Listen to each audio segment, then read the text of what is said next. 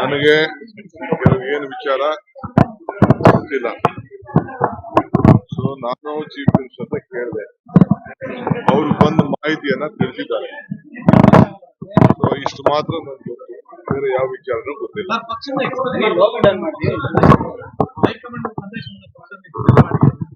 ಯಾಕೆಂದ್ರೆ ನನಗೆ ಶಾಸಕರು ಮಂತ್ರಿಗಳು ನನ್ನ ವ್ಯಾಪ್ತಿಗೆ ಬರುವುದಿಲ್ಲ.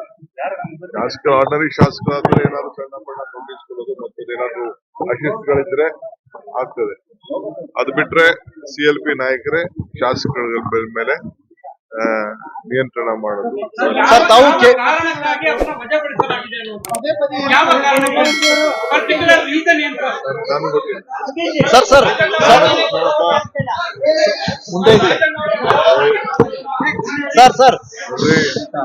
ರಾಜಣ್ಣ ನನ್ನ ಆಪ್ತ ಮಿತ್ರರು, ನನ್ನ ಸ್ನೇಹಿತರು, 25 ವರ್ಷದಿಂದ ಜೊತೆಗೆ ರಾಜಕಾರಣ ಮಾಡ್ಕೊಂಡು ಬಂದಿದ್ದವರು.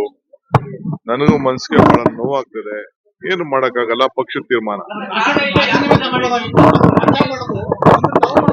ನನಗೆ ಗೊತ್ತಿಲ್ಲ ಅದು